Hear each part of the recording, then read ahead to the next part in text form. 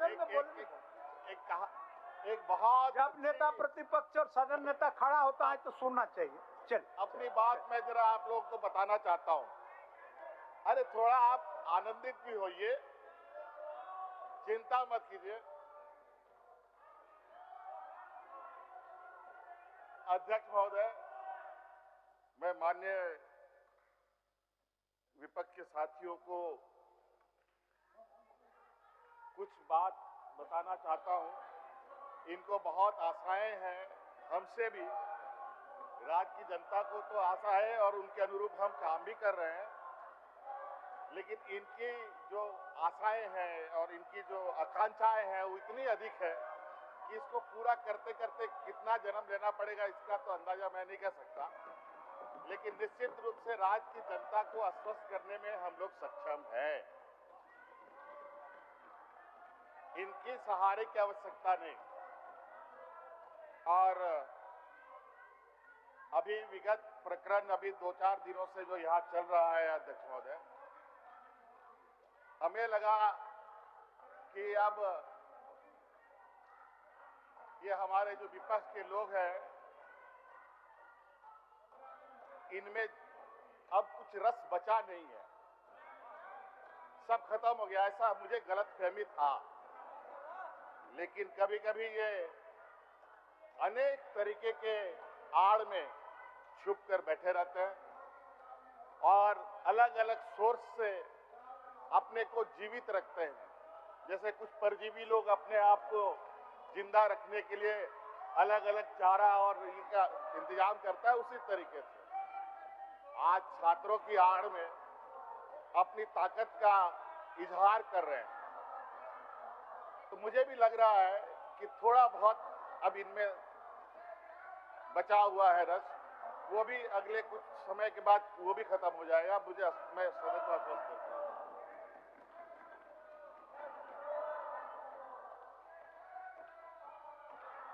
अध्यक्ष महोदय, सरकार की मंशा जेपीएससी से जुड़े विषय डीडीपीएल के द्वारा लिया गया एग्जाम के संदर्भ में आप लोग छात्र के हित में बात रखे नहीं और बात कर रहे हैं तो सुन भी नहीं रहे। कम से कम सुनिए तो। सीआईडी, सीबीआई, सुनिए तो। तरह तरह की चीजों को लेकर सदन में बात आ गई है और सरकार की मंशा पूरे राज्य को पता है और सदन के माध्यम से भी बताया गया है। लेकिन हमारे विपक्ष इस राज्य के भविष्य, इस राज्य के आने वाली पीढ़ी को क्या सही और क्या गलत है उसको ना समझ पाए, इसके लिए निरंतर इनका माननीय सदस्य अब इनको लगता है कि विगत 6-7 सालों में इनके पास रिपोर्ट बचा नहीं था, तो एक ऐसा दौड़ पर ये दौड़ चले हैं जहां फिर से इनको खाली हाथ ही हासिल होगा। अध्यक्ष महोदय, किन किन परीक्षाओं को हम रद्द करने जा रहे हैं, रद्द करने का निर्णय लेने की सरकार ने छात्रों को आश्वस्त किया है। किन किन परीक्षाओं को जांच करने का आश्वासन दिया है और ये सारी चीजें बड़ा ही मकड़जाल की तरह बुना हुआ जो इन्हीं के द्वारा बुनाया गया है। अध्यक्ष महोदय, डीडीपीएल कंपनी कहाँ की है अध्यक्ष महोदय? यूपी की है, लखनऊ की है अध्यक्ष महोदय। वहां से वो षड्यंत्र करके यहाँ के यूपी बिहार के लोगों के साथ जुड़ाव बना करके यहाँ के नौजवानों को दिग्भ्रमित करने का काम कर रहा है। अध्यक्ष महोदय, मुझे लगता है कि जो सरकार ने निर्णय लिए हैं अध्यक्ष महोदय, रिफॉर्म्स का रद्द करने को लेकर और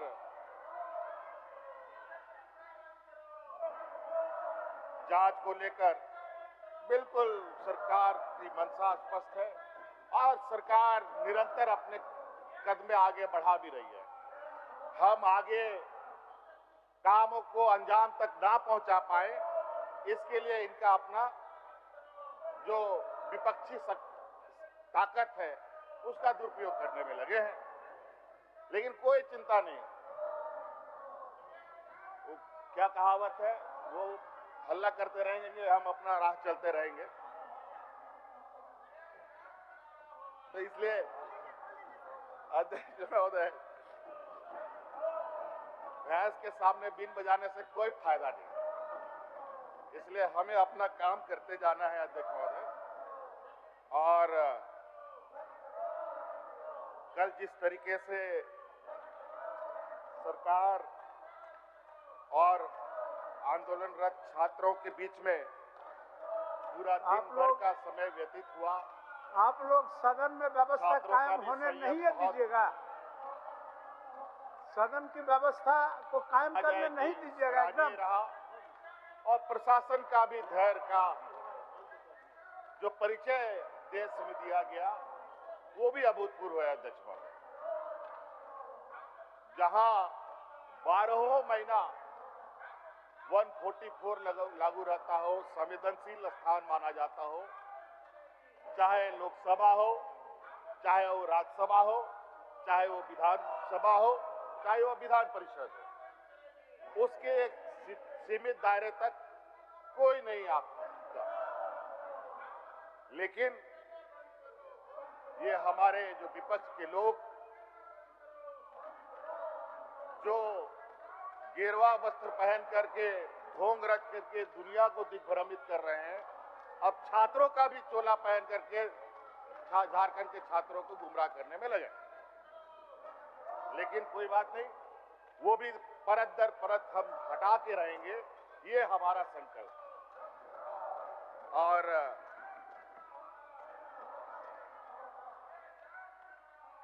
हमारे